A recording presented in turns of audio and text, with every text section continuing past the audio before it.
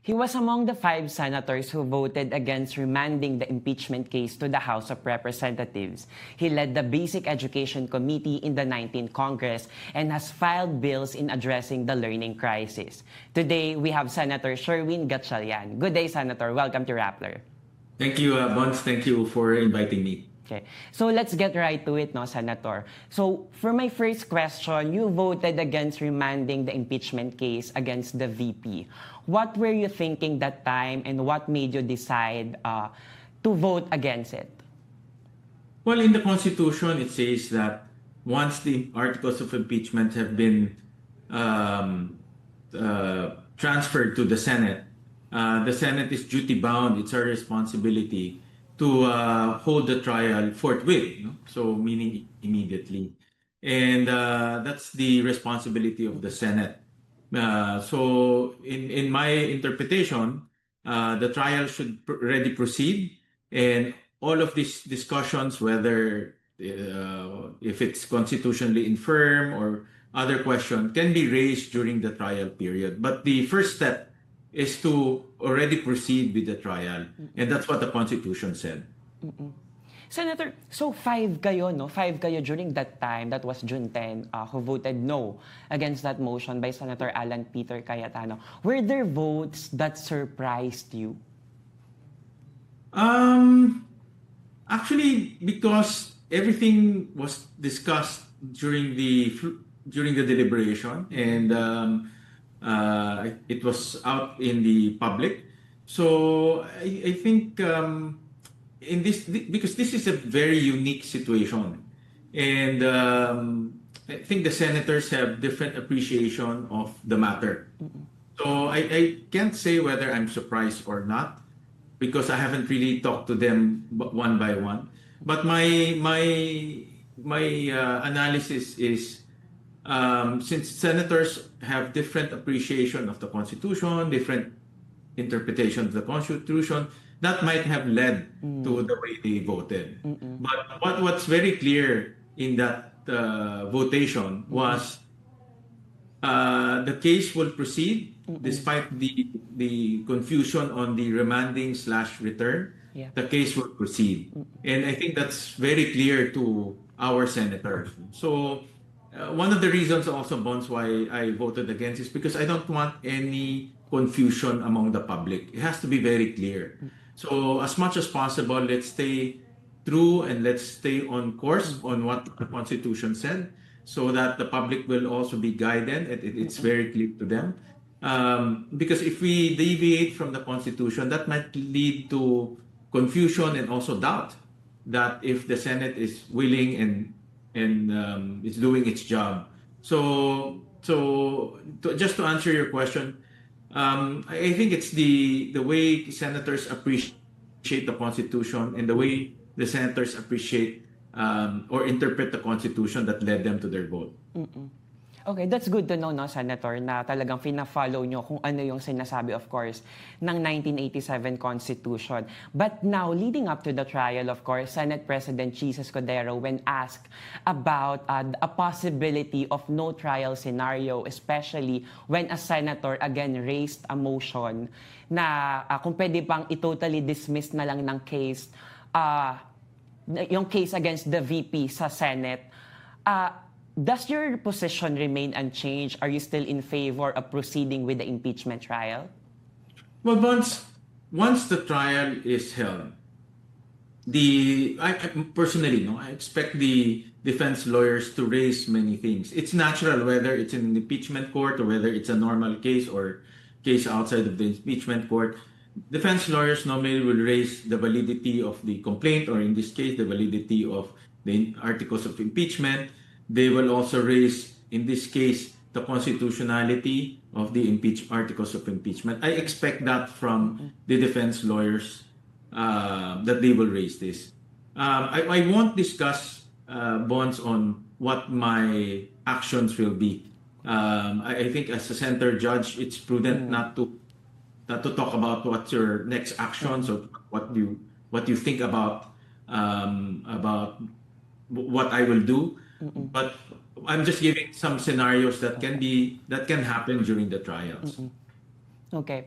Senator, okay, so you made the position on June 10 that we shouldn't like remand the case back to the House of Representatives. Of course, critics have been saying now that the Senate should set aside the impeachment trial and focus on what really matters. So for you, Senator, why is it important for the Senate to fulfill its mandate to push through with the impeachment trial?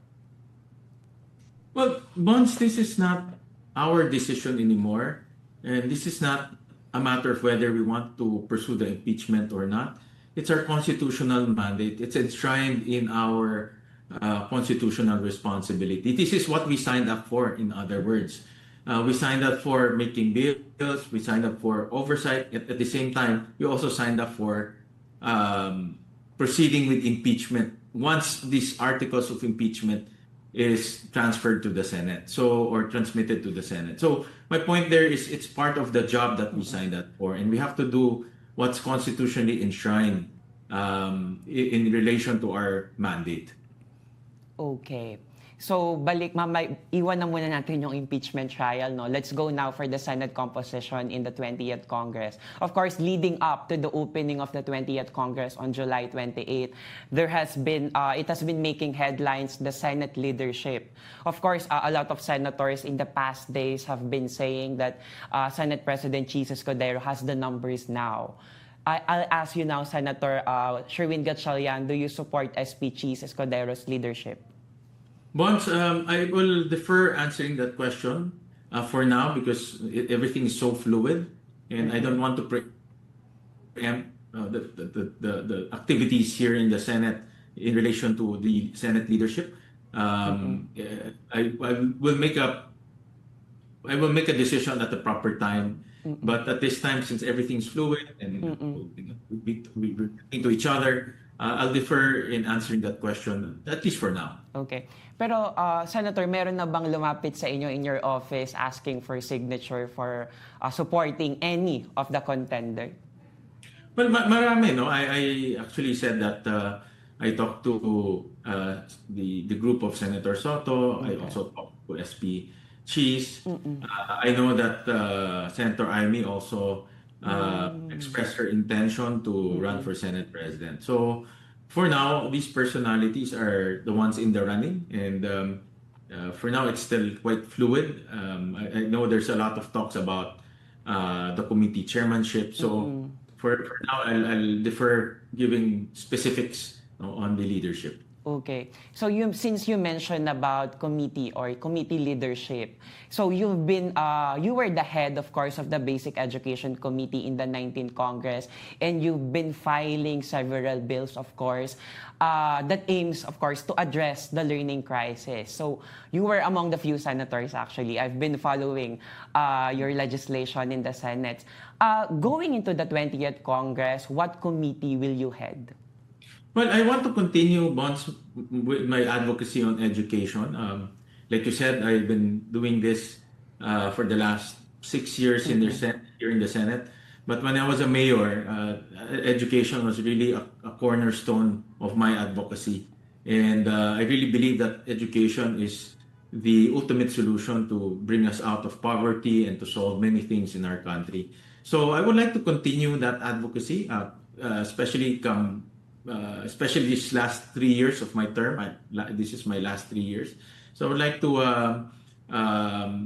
file more bills that will address certain gaps, in our education system. As you mentioned, we've already approved many of the bills. We have already passed many of the bills that are aimed to address the learning/education crisis in our country. But we need to do oversight as well. We have to make sure that these bills are being properly implemented. And that's also one of the things that I plan to do in the 20th Congress. Okay. So, yung sinasabi nyo ngayon, Senator, is parang wala pa. Tama ba? Wala pang naibibigay sa inyo or napapag-usapan on which committee will you head in the next Congress? Tama po ba? Pinapag-usapan pa lang. Pina-finalize, tsaka pinag-uusapan. Pinag-uusapan. Pero at the same time, of course, yung Education Committee, it's a gut issue kasi especially since the Philippines is suffering from learning crisis. It's really problematic. At the same time, of course, Senator Bam Aquino, a returning senator, has also expressed interest in leading the basic education or the education committee. How will you react to that? Nagkaroon ba kayo ng usapan on who will give way or who will assume which position?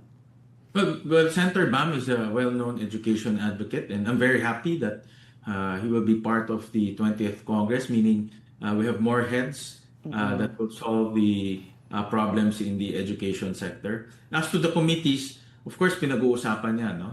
Here in the Senate, and we'll find a common ground on how to fill up the chairmanships here in the Senate. Ganyan naman dito eh. At the end, we find a common ground. Senator, sorry, medyo pupush ko tong question na to, no? So Senate President, of course, Senate President Pro Tempore Jinggoy Estrada the other day was talking to reporters and he was saying that you will get the Finance Committee. Is that the final committee that you will get? Well, I think it's better to ask Senator Jinggoy. I think that information came from him, so it's better for him to clarify that statement. Okay. You've been a senator like for many years na, and For 9 years. Many years na, sir, right? And then for this term, your term will end on 2020. 2028, yes. Yeah. Familiar na kayo, of course, Senator, sa Senate dynamics, sa political dynamics inside the chamber. So, itong question ko sa inyo is, of course, there have been talks that Kiko-Bam tandem, which is aligned with the opposition, with Senator Risa Ontiveros, will be joining the majority. Several senators have mentioned this. Are you aware of this political development? I haven't talked to Senator Bam and Senator Kiko since the campaign. The last time I talked to them was during the campaign, and I haven't really talked to them in length after that. No, so again, these are the dynamics, and it really depends on how what are the talks, what are the probably committee allocations. So it's still very fluid right now. No? I cannot say with certainty who will join the majority, who will join the minority, to be honest about it. I cannot say that with certainty. But in so far as Senator Bam and Kiko joining the majority, I haven't talked to them yet. Senator, kayo, bilang kayo, parang nagkaroon kasi kayo ng magandang samahan ni Senator Risa in terms of fighting pogos during that time, and you belong to a different blocks. Like kayo, kasama kayo sa majority block. And of course, Senator Risa was part of the minority block. Do you think ba, Senator, na itong kung saan ka mang bloke na parte ng Senado will really affect kung ano yung mga stand mo sa issue? Kasi kayo yung masasabi kong case study na hindi naman kayo same ng block, but at the same time, you work together to fight illegal pogos. Yeah, that's a very good question, Bonz. If you can see, it's really issue-based. No? The senators actually take certain issues that they feel strongly about, and no matter which block or no matter which group are you in, then you can join forces in addressing that issue. To be honest about it, even though we have groups here, we don't see some issues, we don't see eye to eye, or we don't agree in certain issues. Nangyayari talaga yan eh. Even though I'm a member of the majority bloc, but I voted against the majority bloc many times in certain issues. A case in point was the LNG bill. I don't know if you follow that. So that's a majority bill, but I voted against that. So it really depends on the issues. And that's the beauty about the dynamics of the Senate, because no matter if you're part of the minority, part of the majority, or with this group, but if there are issues that you feel strongly about and you think that this will destroy the country, then we can join forces in addressing that. Okay. So earlier this morning, of course, Senator Bato de la Rosa said that the Duterte bloc, composed primarily of 7 senators, are also throwing support for Escudero. In your own opinion, with the Duterte bloc joining the majority, like what you've said earlier, na yun namang pagiging parte nyo ng kahit anong bloke has nothing to do which issue, kasi issue-based kayo. Will their support affect the looming impeachment trial of the Vice President? I cannot predict for sure what moves they will be doing when the impeachment trial will come out. But definitely there's this perception that they will try to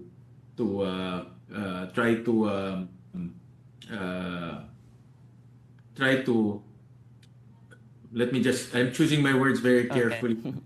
Because these are my colleagues. I don't want to preempt what they are going to do or going to say. But definitely, maybe a proper description will be there are perceptions on where the senators are leaning towards and leaning against. The Duterte senators, quote unquote, might be leaning towards against the impeachment. But it's very hard to say for now because when things start rolling and there's public clamor to do certain things, for example, push through with the impeachment, senators might think 2 or 3 times before doing certain actions. So it really depends what will happen when the trial begins, because this is a very emotional. It's really very emotional for all of us, this impeachment activity. It's also very divisive, honestly. I talk to my constituents in Valenzuela on a regular basis. I can feel the divisiveness. And some people are very passionate about it in terms of following. And those things will change how senators can think come the impeachment trial, come the trial itself. So it's very hard to say right now what will happen with certainty. So like what I've said earlier, Senator, I've been closely following the education sector. So you're among the few senators who have been championing education in the Senate. What do you think is the most pressing problem in the sector that needs urgent attention by the government? Actually, I came from Iloilo yesterday and I talked to the local government, the provincial government of Iloilo and some local governments there. And based on the analysis of EDCOM2, in the year 2 report, we have to go back to the basics because the basics are the ones creating negative ripple effects down the line. Meaning, if we don't address the basics at the early stages, key stage 1, kindergarten to grade 3, then we will have problems down the road. So the EDCOM2 recommends that we have to focus a lot of our resources and attention to the fundamentals or the foundational skills. Reading, numeracy, at an early stage. Palakasin natin doon. So that when they go to the next level, we will not have problems in more complex subjects. It may sound as simple, it may sound a no-brainer, but it's reality. And sad to say, it's reality that we have kids who pass grade 3 who cannot read and cannot count. If you see the FLEMS report, that's what it says. 18 million of our constituents cannot comprehend a simple story. And that's reality that we need to address. Okay. And then last week, you filed the bill in the Senate to shorten college education to just 3 years from the usual 4 years. Of course, it drew mixed reaction from the public. Can you tell us more about it, about this bill? Kasi it sounds promising, to be honest. Given na parang ito makakatulong to sa mga tao na may 12 years na tayo ng basic education and yung 3 years mabawasan ng isang taon nga yung college education will help them financially. So how will you pitch this bill to the voting public or to the public, to the Filipino people? Well, Bonz, this is not we find this bill not out of politics. This has a legitimate scientific basis. In fact, this is also from EDCOM2. EDCOM2 is doing a wonderful job in terms of coming up with researches and also recommendations on how to implement these researches. And a few weeks ago, we EDCOM 2 um, uh, presented two pieces of researches from really well-known researchers, one from De La Salle and the other one from sponsored by USAID. And the bottom line, no, our higher education system, ang tawag nila dito sa higher education system natin, it's general education heavy and apprenticeship light. In other jurisdictions, they looked at Australia, they look at the US, they look at ASEAN. It's the other way around. In some jurisdictions, they do not even have general education. Or if they have general education, it's just a few subjects in a few semesters. But they have they spend a lot of time with apprenticeship or on-the-job training. So meaning, and it makes sense if you think about it, because companies would want to have more experience. Yeah. So when they hire people, they don't have to train anymore, or they can train them as fast as they can. So in our case, it's the other way around. I hear this a lot of times from employers na kulang sa experience. And that's the analysis that they showed us. And they also showed us that there's a lot of redundancy in senior high school and also in tertiary high school. Maraming subjects inulit. No? I'll give you a very specific subject, Bonz, and I'm sure you've encountered this. PE. PE, Yeah. we make our students undergo 12 years of PE in basic education. When they reach college, they will again take a PE 2 years. No? Correct. And that PE has nothing to do with their concentration. If you want to do engineering, it has nothing to do with your engineering courses or engineering dreams. So let's address the redundancy issue, because the redundancy issue is also cost. Means parents have to pay 2 years of redundant subjects. The government has to pay 2 years of redundant subjects for state universities and local colleges. So we're just rationalizing it. No, it's not out of politics, but we're rationalizing it because that's what the research is saying. Okay. Thank you, Senator. So to wrap up our discussion, what can the Filipino people expect for Senator Sherwin Gatchalian in the next 3 years of your term? These last 3 years, I would like to pursue our remaining advocacies in education. Like, for example, I mentioned to you the 3-year college reduction, 3-year college. We want to pursue that. We also want to address some teacher issues and teacher welfare issues. For example, the Magna Carta for teachers. That was implemented 50 years ago. It has never been updated. So we filed that bill again to update it. We're looking at also increasing teacher salaries in our country. In ASEAN, based on our research, Vietnam has surpassed us in terms of teacher salaries. And that's not good. No? It speaks how we treat our teachers. So we also filed a bill to increase the salary of our teachers. We also filed a lot of bill bonds, but a lot of them are technical. Yeah. For example, expanding the school board, giving more authority to local government units in terms of education. We want to also restructure the local colleges and universities. Marami na kasing local colleges and universities, and we want to restructure that as well. So a lot of education bills, a lot of technical, but this will lead to the improvement in the education sector. Sorry, Senator, meron ako naalala since you mentioned about the salary of teachers. Of course, it's been in the news in the last week. May isang group sa Congress na nag-file ng bill na 50,000 daw gagawin yung starting salary ng ating mga teachers. Do you think that's possible?